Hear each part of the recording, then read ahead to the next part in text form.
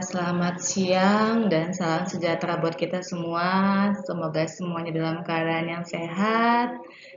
Amin. Baiklah, hari ini kita akan membahas topik yang ketiga ya, mengenai demensia atau kalau bahasa awamnya adalah pikun ya. Kita ketahui bahwa demensia ini banyak sekali dialami oleh banyak orang, terutama pada usia lanjut. Nah, di sini pada materi hari ini kita setelah mempelajari tentang demensia, ya harapannya bahwa nanti teman-teman sekalian bisa paham apa itu demensia, kemudian bagaimana gejalanya, kemudian bagaimana layanan seorang caregiver terhadap lansia yang mengalami demensia. Baiklah, untuk kita awali dengan bagaimana proyeksi atau bagaimana prediksi penduduk lansia di Indonesia. Berdasarkan usia harapan hidup pada tahun 2010, usia harapan hidup di Indonesia itu yaitu kisaran 69 tahun. Namun pada tahun 2017 mengalami kenaikan dengan kisaran 70,9 tahun atau 70 sampai 71 tahun. Sedangkan untuk jumlah lansia semakin bertambah tahun atau semakin tahun 2035 ini akan mengalami peningkatan. Kita lihat pada tahun 2010, 2019 angka lansia ini di angka 25,4 juta jiwa. Kemudian pada tahun 2020 menjadi 27 juta jiwa, pada tahun 2030 nantinya diprediksi menjadi 41 juta jiwa, dan pada tahun 2035 jumlah lansia ini menjadi 45,2 juta jiwa. Ya, jadi di sini dari prediksi ini kita lihat di data demografi berdasarkan Badan Pusat Statistik di tahun 2020 untuk jumlah populasi lansia ini yaitu mencapai 29 juta ya, mendekati dengan prediksi tadi yang disampaikan di slide sebelumnya. Jadi ada 11,1% ya jumlah lansia di Indonesia ya. Kalau kita lihat bahwa jumlahnya cukup banyak. Sedangkan tadi diawali bahwa demensia ini tidak hanya dialami oleh lansia tapi juga ada orang dewasa, dewasa awal, dewasa muda, dewasa akhir. Sehingga kalau kita lihat lansia dengan demensia ditambah dengan usia sebelum menjajaki atas sebelum pada orang dewasa, berarti jumlahnya sangat banyak kalau memang demensia ini terjadi ya pada usia dewasa dan lansia. Kita lihat di sini ya. Demensia itu apa sih demensia? Demensia itu adalah perubahan ya, gangguan kognitif ya. Gangguan kognitif di sini maksudnya bahwa si demensia ini akan seseorang yang mengalami demensia akan mengalami namanya gangguan kognitif. Kalau dibilang kognitif berarti ada gangguan ingatan ya. Jadi kalau kognitif itu adalah pengetahuan. Jadi kalau seseorang akan memiliki pengetahuan jika dia mampu untuk mengingatnya ya. Jika dia bisa menyimpan di dalam memorinya ya. Akibat dari si demensia ini banyak akan mengalami namanya perubahan perilaku ya, kemudian perubahan emosi ya. Kemudian juga nanti akan mengalami beberapa gejala nanti yang akan saya sampaikan di slide setelah ini. Ya, di sini demensia yaitu akan mengalami namanya perubahan perilaku. Seperti apa sih? Akan muncul curiga yang tidak beralasan ya. Kemudian akan berkurang untuk semangat hidupnya. Kemudian sulit tidur dan cemas yang berlebihan. Kenapa sih demensia ini bisa terjadi seperti ini? Karena tadi demensia adalah gangguan fungsi kognitif. Kemudian itu akan mempengaruhi akibat dari penurunan fungsi kognitif ini, maka itu juga akan mempengaruhi bagaimana pengetahuan dia untuk mempengaruhi pola pikirnya, kemudian mempengaruhi cara dia beraktivitas dan berperilaku, dan mempengaruhi secara psikologis, ya. Karena ada apa? Karena ada perubahan eh, pada otak yang mengalami demensia, baik kepada lansia maupun sebenarnya pada orang dewasa, ya. Gangguan fungsi kognitif ini bukan yang dialami pada saat di bawah saat lahir, ya, tapi gangguan fungsi kognitif yang dialami saat dia sudah eh, bertumbuh atau berkembang atau berada pada usia dewasa maupun usia lanjut, ya. Kemudian ada perubahan emosi dan akan ada eh, perubahan untuk hubungan atau interaksi sosial. Kemudian ada beberapa kemunduran fungsi intelektual, contohnya akan lebih sering lupa nama orang, ya, bisa juga lupa wajah atau suara orang, kadang lupa meletakkan di mana barang-barang yang baru diletakkan ataupun barang-barang yang disimpan, ya. Kemudian sering salah alamat, sering kesasar, kemudian juga lupa dengan kata yang hendak diucapkan, ya. Kemudian juga akan sulit untuk berhitung, ya, ada gangguan pada saat menghitung angka, ya. Kemudian lupa kalau sudah membuat perjanjian dengan orang lain, dan juga ada gangguan beraktivitas, contohnya akan lupa apakah sudah mandi atau tidak, ya. Kemudian pakaiannya sesuai atau tidak, kemudian akan lupa bagaimana cara untuk mengenai membersihkan dirinya, misalkan jika dia misalkan buang air kecil, kemudian bagaimana cara membersihkannya, itu akan lupa cara-caranya.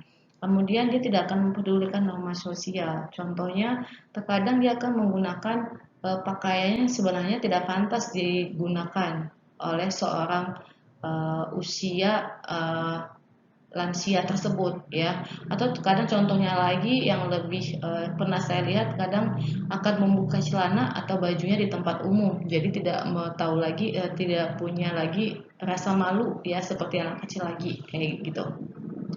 Kemudian jadi kalau saya simpulkan bahwa demensia adalah suatu kondisi klinis yang ditandai dengan kemerosotan atau penurunan daya ingat, intelektual, ya, pengetahuannya, dan juga emosional, sehingga ini akan mempengaruhi ketidakmampuannya dalam melakukan kegiatan sehari-hari secara normal. Gitu. Apa sih penyebab demensia ini? Ya, paling banyak penyebab dari demensia ini karena penyakit Alzheimer. Alzheimer yang kadang banyak sekali dialami oleh lansia. Kemudian penyakit Alzheimer ini adalah penyakit pada sistem saraf pusat yang mengganggu sistem otak untuk bekerja.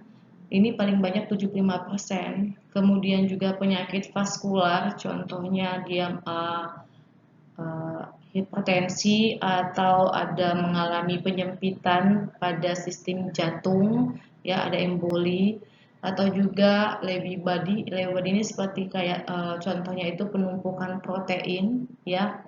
Di sini juga kejadiannya itu sampai 25%. Kemudian ada frontotemporal, ya. Kemudian ada lagi penyakit lainnya seperti genetik, kemudian keracunan alkohol, ya, karena kebanyakan mengkonsumsi alkohol. Kemudian penyakit Parkinson. Parkinson juga seperti penyakit sistem saraf pusat, ya, dan juga penyebab yang lainnya. Namun yang paling mendominasi adalah penyakit Alzheimer. Kemudian untuk persentasenya juga di sini ada slide saya tampilkan frekuensi dari penyebab penyakit demensia. Kemudian untuk gejala demensia, ya, gejala demensia ini terbagi atas dari penyebabnya, kemudian perubahan yang terjadi, baik itu perubahan perilaku maupun perubahan psikologis. Ya, kita akan membahas di sini berdasarkan penyebab penyakit. Tadi kita lihat bahwa penyebab penyakit di sini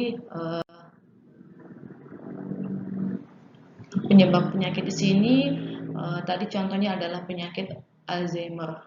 Kebanyakan untuk dampak dari penyakit Alzheimer ini menyebabkan seorang lansia itu akan mengalami yang namanya gangguan ingatan atau disorientasi, ya. Kemudian selain itu juga banyak beberapa gejala yang ditimbulkan, namun yang paling mencolok adalah gangguan ingatan atau disorientasi. Kemudian selain itu adalah untuk penyakit cerebrovaskular biasanya gejala yang timbul akan mengalami yang namanya inkontinensia atau tidak mampu menahan emosi, kemudian akan lebih suka menghayal, ya, kemudian mengalami gangguan bahasa dan kadang mengalami gangguan atau lebih sering salah persepsi terhadap pembicaraan terhadap orang lain. Sedangkan berdasarkan penyebab Lewy body ini, gangguan yang penyebab yang gejala yang akan timbul yaitu gangguan kognitif dan juga gangguan penglihatan. Untuk demensia frontotemporal yang paling banyak timbul gejalanya yaitu gangguan pada saat dia beraktivitas, ya.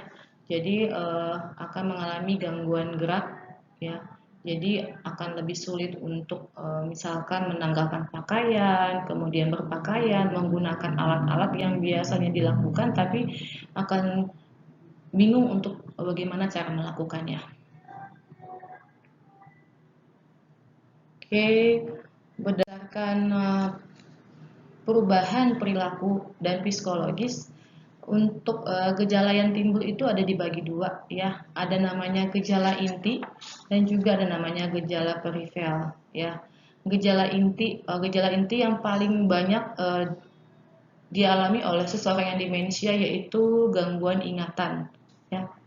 Di mana seorang yang mengalami demensia itu akan mengalami namanya gangguan ingatan. Gangguan ingatan di sini contohnya dia gangguan kemampuan menghafal. Jadi dengan arti kata lain dia tidak bisa mengingat hal yang baru.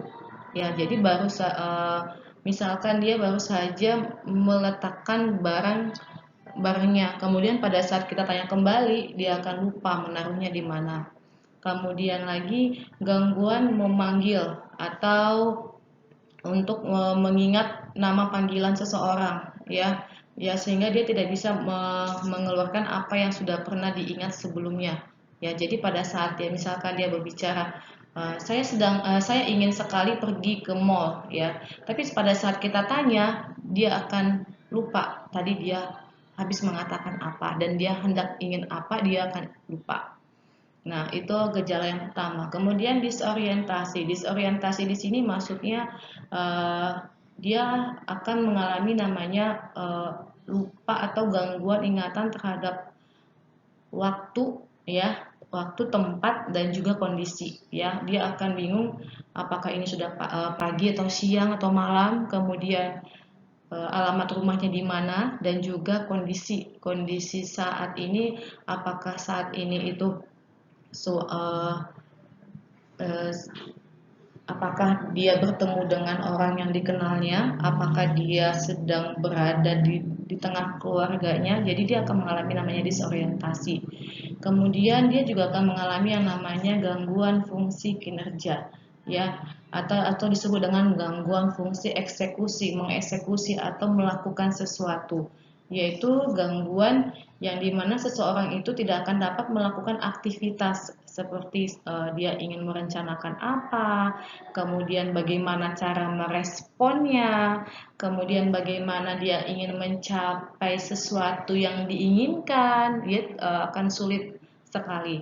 Kemudian di sini dia tidak akan mampu melakukan inisiatif dan bagaimana untuk memulai sesuatu juga. Jadi di sini dia tidak akan tahu, misalkan nih saya lapar, ya, tapi dia tidak akan tahu bagaimana cara mengatasi laparnya. atau apakah dia makan dulu baru dia mandi, atau dia mandi dulu atau makan gitu. Jadi dia akan bingung menentukan prioritasnya. Kemudian akan mengalami juga yang namanya gangguan fungsi gerak. Gangguan fungsi gerak di sini dia akan mengalami yang namanya ada beberapa gangguan yang akan dialaminya, contohnya yaitu aprasia. Aprasia itu dia akan sulit untuk melakukan aktivitas-aktivitas yang memerlukan gerakan, contohnya menggunakan baju, melepaskan baju, itu akan sulit sekali ya.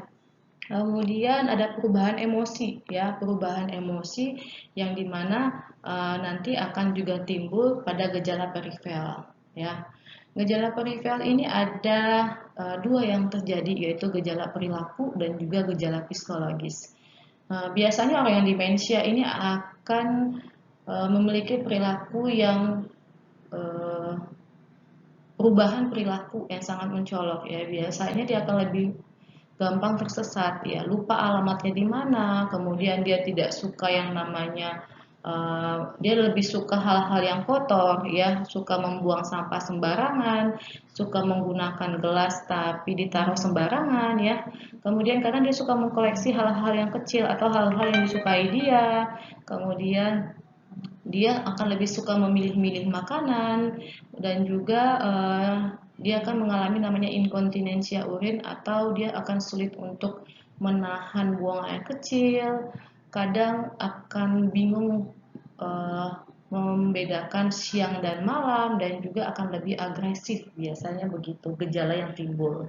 Sedangkan gejala psikologisnya akan lebih merasa gampang cemas, kemudian khawatir, depresi, akibatnya susah tidur, kemudian lebih suka berhalusinasi, lebih obsesif, ya suka menghayal, dan kadang salah mengidentifikasi. Jadi ada beberapa gejala yang timbul pada orang yang mengalami demensia.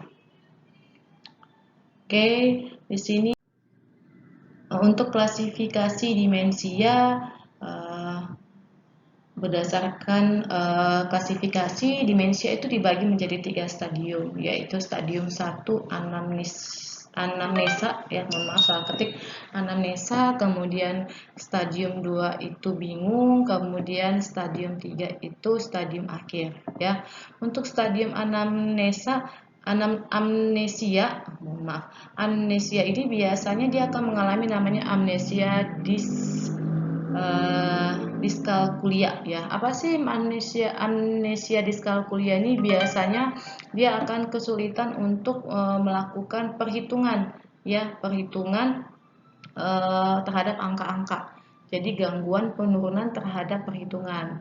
Kemudian pada stadium amnesia ini dia akan lebih penurunan untuk gangguan memori jangka pendek. Jadi untuk hal-hal yang baru dilakukan dia akan sulit untuk mengingatnya. Kemudian dia akan suka bertanya berulang-ulang ya, tidak mampu menghafal ya, menghafal sesuatu yang baru terjadi ataupun menghafal nomor telepon. Kemudian bingung terhadap masalah yang dihadapinya ya, dan biasanya stadium ini bisa berlangsung 2 sampai 4 tahun. Nah, untuk selanjutnya jika stadium amnesia ini masih bertahan sampai 4 tahun, dia akan masuk ke dalam stadium kedua, yaitu bingung. Ya, stadium kedua ini biasanya akan timbul gejala di mana akan timbul secara progresif penurunan kognitif. Jadi benar-benar terjadi penurunan kemampuan intelektualnya, ya, perilakunya juga sangat berubah drastis. Kemudian akan timbul yang tadi aprasia, yang tadi saya jelaskan bahwa aprasia itu akan bingung bagaimana dia akan ada perubahan dalam fungsi geraknya. Dia akan tidak mampu melakukan aktivitas yang biasanya dilakukannya. Contohnya bagaimana cara menggunakan pakaian, menanggalkan pakaian, bagaimana cara membersihkan tubuh dengan baik, itu akan sulit dilakukannya. Kemudian biasanya dia mampu menggunakan alat yang di sekitar dia pakai ya, tapi dia bingung bagaimana cara menggunakannya. Kemudian dia juga di sini juga pada stadium 2 ini dia akan mengalami juga yang namanya agnosia, ya. Agnosia ini di sini adalah dia akan mengalami yang namanya dia akan sulit mengenali dirinya di cermin, ya. Jadi mengalami gangguan kognitif pada pantulan cermin, ya. Jadi dengan kata lain, misalkan pada saat kita bercermin kan kita melihat bahwa eh, hal yang ada di sebelah kanan kita kalau kita dilihat di cermin pasti akan berada di sebelah kiri. Namun kalau pada si lansia, ya, lansia itu tidak akan bisa membedakan bahwa kalau misalkan ada baju kantong sebelah kanan timbul di cermin akan menjadi sebelah kiri. Jadi dia menganggap bahwa ya kantong itu ada di sebelah kiri yang muncul di cermin. Ya, jadi dia tidak akan bisa membedakan antara kanan dan kiri. Ya, kalau dia sedang bercermin itu contohnya. Kemudian juga contohnya lagi afasia. Afasia itu hampir sama kayak tadi di amnesia akan mengalami penurunan terhadap artikulasi, ya, akan mengalami gangguan pada organ artikulasi atau pendengaran, ya. Penderita biasanya tidak bisa membaca, kemudian kesulitan untuk menulis, mendengar, jadinya akan menjadi gampang untuk bingung karena dia tidak paham atau tidak mendengar apa yang disampaikan orang lain. Kemudian untuk pada stadium ini biasanya terjadi, ya, ini bisa sampai 2 sampai 10 tahun, ya. Kemudian untuk di stadium ketiga atau stadium akhir biasanya jika seseorang mengalami demensia dalam waktu sampai 12 tahun maka akan timbul rasa sakit, ya.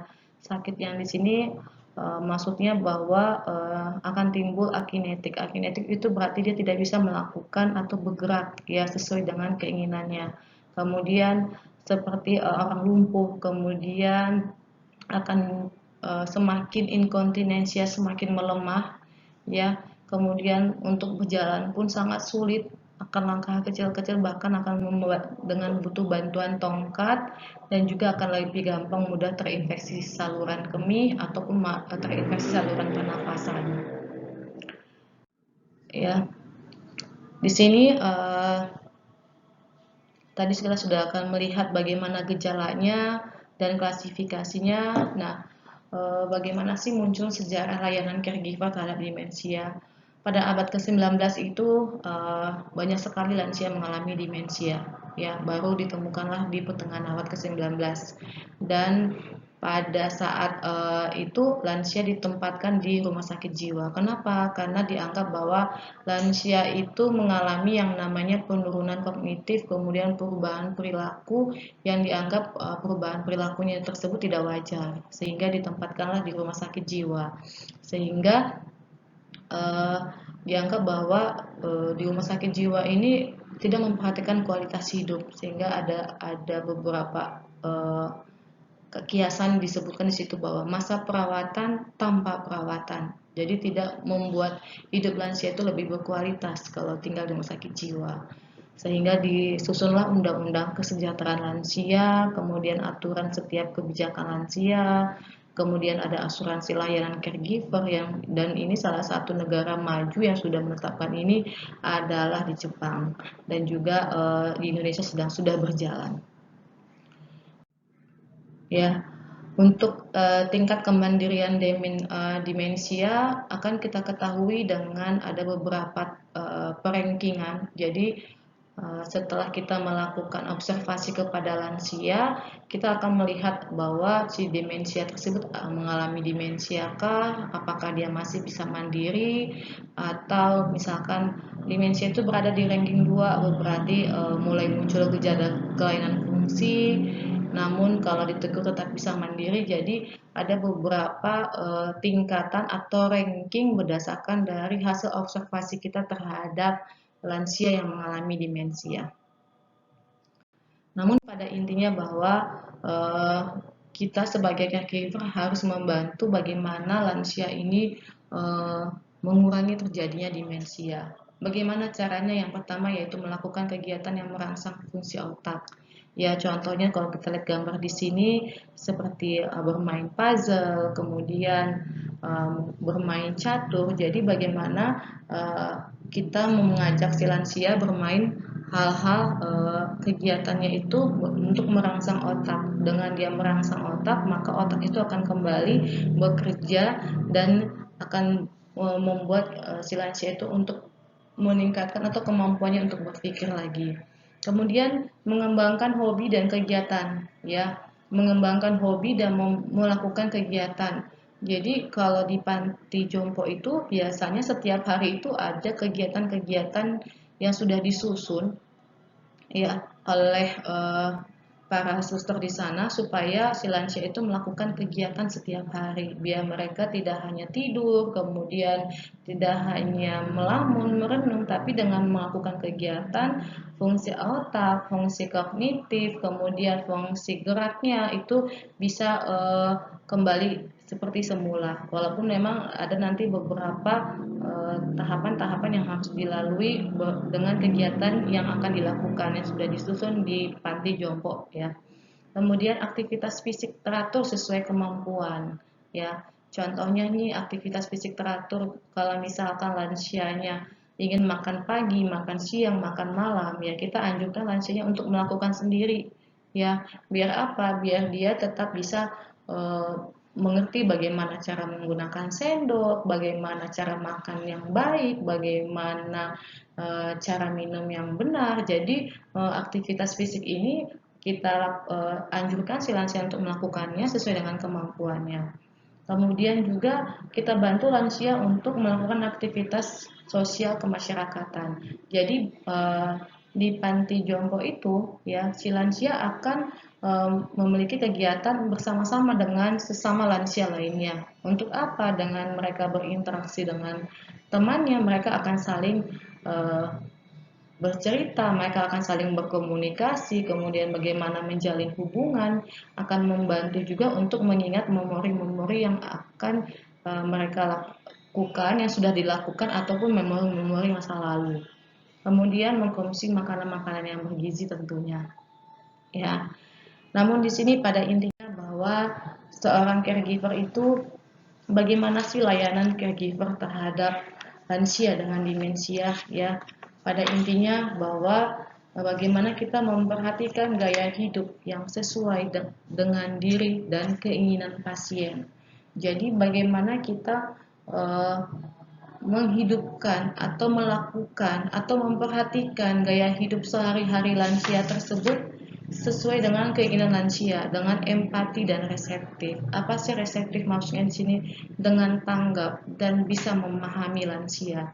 Jadi jangan pernah untuk memasakkan sesuatu yang sesuai dengan keinginan si caregiver. Supaya gampang, sudahlah saya suapin saja, sudahlah saya bantu saja itu tidak boleh. Tapi bagaimana kita membantu mereka mengingatkan hal-hal yang pernah dilakukan sehingga mereka tidak pernah kehilangan memori-memori lama dan juga yang akan dilakukan dan juga akan membantu mereka mengatasi masalah yang akan dihadapinya pada saat mereka beraktivitas ya. Jadi ini hal poin penting yang perlu dilakukan seorang caregiver terhadap lansia dengan demensia. Baiklah, untuk selanjutnya nanti kita akan diskusi di classroom ya, dan juga nanti teman-teman sekalian juga akan mengerjakan tugas yang akan saya berikan di classroom.